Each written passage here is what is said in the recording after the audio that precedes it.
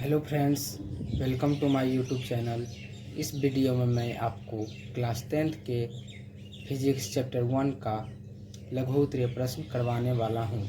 इसके पिछले वीडियो में हमने अति लघु उत्तरीय प्रश्न करवाए हैं, तो आप अति लघु उत्तरीय प्रश्न नहीं देखे हो तो मैं उस वीडियो का लिंक डिस्क्रिप्शन में दे दूंगा, तो आप वहां से देख सकते हैं। तो चलिए बिना वक्त गवाए आज का वीडियो स्टार्ट करते हैं। आज हम करने वाले हैं लघु उत्तरीय प्रश्न चैप्टर 1 फिजिक्स का प्रकाश का परावर्तन। तो चलिए आज का वीडियो स्टार्ट करते हैं। क्वेश्चन नंबर 1, अपसारी, समांतर और अभिसारी किरणपुंज से आप क्या समझते हैं? तो दोस्तों ये सिंपल है, अपसारी और समांतर और अभिसारी किरणपुंज का सिर्फ परिभाषा लिख देना है, वही हो जाएगा इसका आंसर।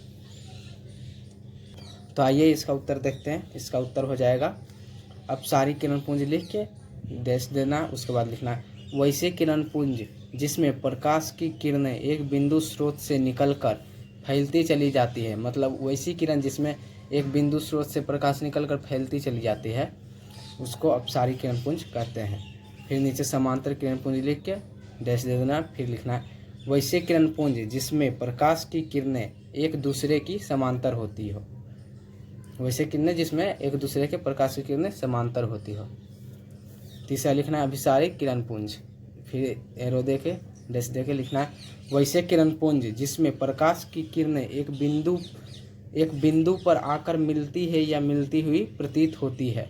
मतलब एक बिंदु पर आकर मिलती है सब किरणें या मिलती हुई प्रतीत होती है। आइए देखते हैं अगला प्रश्न। प्रश्न नंबर 2, पारदर्शी, पारभासी तथा अपारदर्शी पदार्थों में अंतर स्पष्ट करें। तो पारदर्शी, पारभासी तथा अपारदर्शी में अंतर स्पष्ट करना है, तो वही लाइन खींच के लिखना है। आइए इसका आंसर देखते हैं। पहले लिखना है पारदर्शी, उसके बाद पारभासी, फिर अपारदर्शी, फिर लाइन दे देना है सब में अंतर। इसमें लिखना है इसमें प्रकाश आसानी से आर पार हो जाता है। मतलब पारदर्शी पदार्थ में प्रकाश आसानी से आर पार हो जाता है।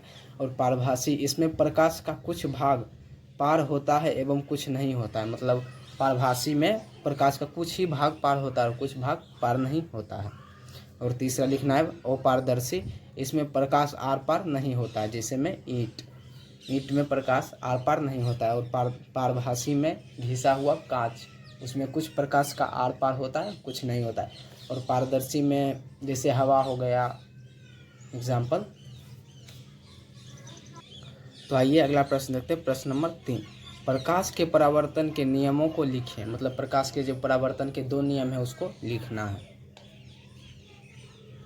तो आइए इसका उत्तर देखते हैं। इसका उत्तर हो जाएगा 1 नंबर लिख के लिखना है आपतित किरण, परावर्तित किरण तथा आपतन बिंदु तीनों एक ही समतल पर होते हैं।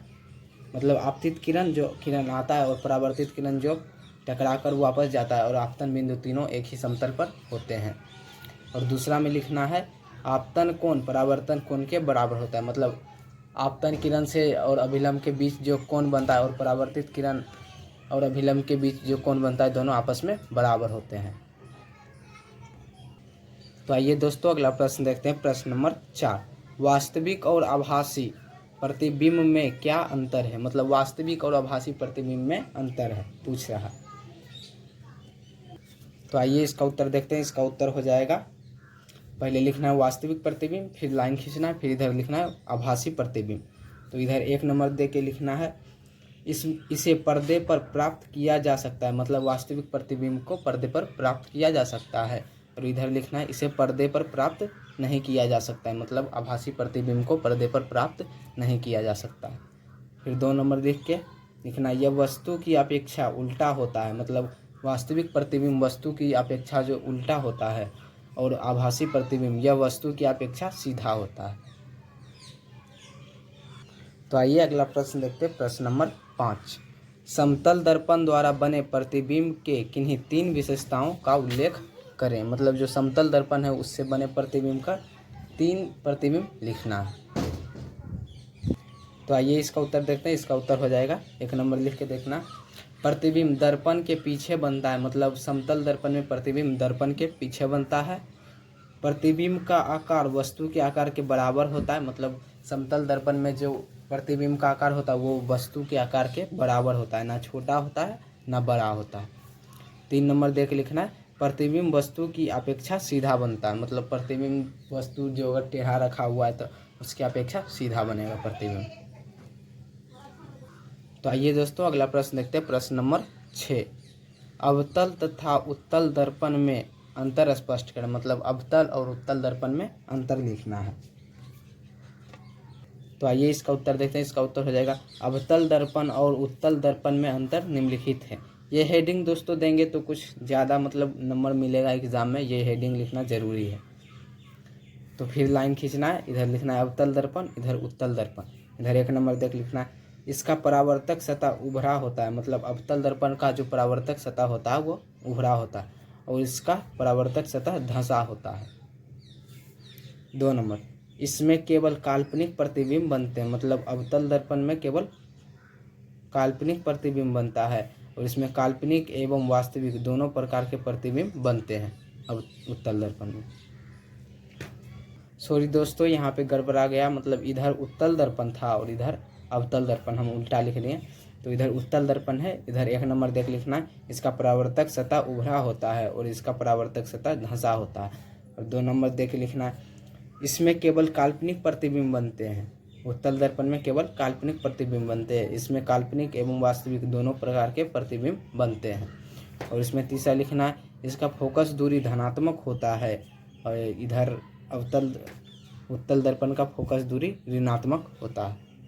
अवतल दर्पण का फोकस दूरी ऋणात्मक होता है, उत्तल दर्पण का फोकस दूरी धनात्मक होता है।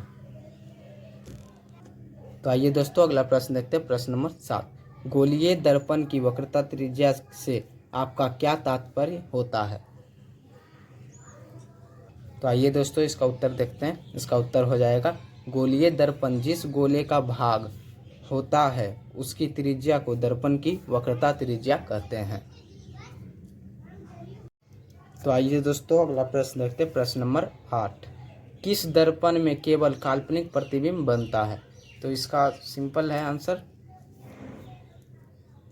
तो इसका उत्तर हो जाएगा उत्तल दर्पण। उत्तल दर्पण में सिर्फ काल्पनिक प्रतिबिंब बनता है। आइए अगला प्रश्न देखते हैं, प्रश्न नंबर 9। उत्तल दर्पण का उपयोग वाहनों के साइड मिरर या पीछे देखने के आईने के रूप में क्यों किया जाता है? तो आइए इसका उत्तर देखते हैं, क्योंकि वे किसी वस्तु का हमेशा सीधा प्रतिबिंब बनाते हैं, यद्यपि वह छोटा होता है, इसका दृष्टि क्षेत्र विस्तृत होता है। मतलब उत्तल दर्पण वाहनों के साइड मिरर में लगाता है क्योंकि पीछे का जो दृश्य होता है दर्पण में थोड़ा बड़ा दिखता है, इसी कारण। तो आइए दोस्तों अगला प्रश्न देखते हैं, प्रश्न नंबर 10। अवतल दर्पण में प्रमाणित करें कि F बराबर R/2। तो दोस्तों इसका आंसर बुक में ही दिया है। तो दोस्तों इसका आंसर यहाँ से गोलीय दर्पण, यहाँ से स्टार्ट है। गोलीय दर्पण की फोकस दूरी उसकी वक्रता त्रिज्या की आधी होती है। इसको साबित करने के लिए देखिए यहाँ पे चित्र से प्रमाणित है और यहाँ तक आपको लिखना है R/2 तक। तो आइए दोस्तों अगला प्रश्न देखते हैं, प्रश्न नंबर 11। अनंत और वक्रता केंद्र के बीच रखी वस्तु का अवतल दर्पण से बने प्रतिबिंब का निर्धारित स्वच्छ किरण आरेख खींचकर बनाएं। तो दोस्तों इसका फिगर बुक में ही दिया हुआ है, चित्र 1.22 पेज नंबर 8 में दिया है। यह चित्र आपको कॉपी में आंसर के रूप में उतार लेना है। तो आइए दोस्तों अगला प्रश्न देखते हैं, प्रश्न नंबर 14। यदि 25 सेंटीमीटर फोकस दूरी के अवतल दर्पण की सहायता से सीधा प्रतिबिंब बनाना हो, मतलब 25 सेंटीमीटर फोकस दूरी अवतल दर्पण की सहायता से सीधा प्रतिबिंब बनाना हो, तो दर्पण से वस्तु की दूरी का परास क्या होना चाहिए? मतलब वह दर्पण से वस्तु का दूरी क्या होना चाहिए और प्रतिबिंब की प्रकृति क्या होगी पूछ रहा। मतलब प्रतिबिंब की प्रकृति क्या होगी, वो उल्टा बनेगा या सीधा बनेगा।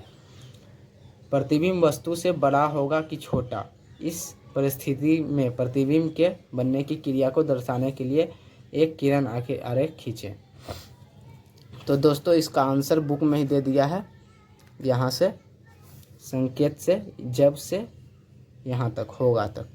तो इसका आंसर हो जाएगा जब वस्तु अवतल दर्पण के सामने उसके ध्रुव और फोकस के बीच में हो तो उस वस्तु का सीधा और आवर्धित आभासी प्रतिबिंब दर्पण के पीछे बनता है। मतलब ध्रुव और फोकस के बीच में जब वस्तु हो तब उसका सीधा और आवर्धित आभासी प्रतिबिंब बनता है। अतः उपयुक्त परिस्थिति में वस्तु की दूरी दर्पण से 0 से 25 सेंटीमीटर के बीच होनी चाहिए। मतलब दर्पण में 0 से 25 सेंटीमीटर के बीच में वस्तु को रखने पर प्रतिबिंब आभासी होगा और वस्तु से छोटा होगा। आइए दोस्तों अगला प्रश्न देखते हैं। प्रश्न नंबर 15। किरण आरेख की सहायता से स्पष्ट करें कि उत्तल दर्पण में किसी वस्तु के प्रतिबिंब की स्थिति तथा प्रकृति क्या होगी। मतलब किरण आरेख की सहायता से स्पष्ट करने के लिए बोल रहा है कि उत्तल दर्पण में किसी वस्तु के प्रतिबिंब की स्थिति तथा प्रकृति बताने। तो दोस्तों आपका आंसर ये ग्राफ हो जाएगा। इस प्रकार आप इसको अपने कॉपी में उतार लेना, स्क्रीनशॉट मार के उतार लेना या वीडियो पॉज करके आप उतार सकते हैं।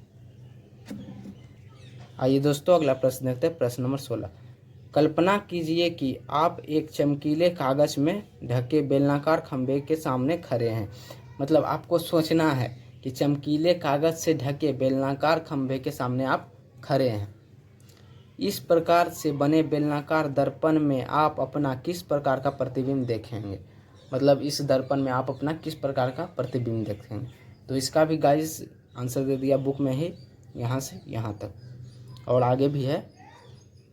इसका आंसर हो जाएगा बेलनाकार दर्पण एक तरह से समतल दर्पण और उत्तल दर्पण का संयोजन है। मतलब बेलनाकार जो दर्पण है एक तरह का समतल दर्पण और उत्तल दर्पण का संयोजन है। ऊर्ध्वाधरतः यह एक समतल दर्पण और क्षैतिजः एक उत्तल दर्पण की तरह कार्य करेगा। अतः ऐसे दर्पण में व्यक्ति के प्रतिबिंब की लंबाई वस्तु के लंबाई के बराबर होगी। मतलब प्रतिबिंब की लंबाई वस्तु के लंबाई के बराबर होगी वैसे दर्पण में, परंतु व्यक्ति के शरीर की चौड़ाई से प्रतिबिंब के शरीर की चौड़ाई कम होगी। मतलब जो वस्तु की चौड़ाई होगी वो प्रतिबिंब की चौड़ाई कम हो जाएगी वस्तु की चौड़ाई से। ऐसे दर्पण में व्यक्ति को अपना चेहरा और शरीर पतला दिखाई पड़ेगा।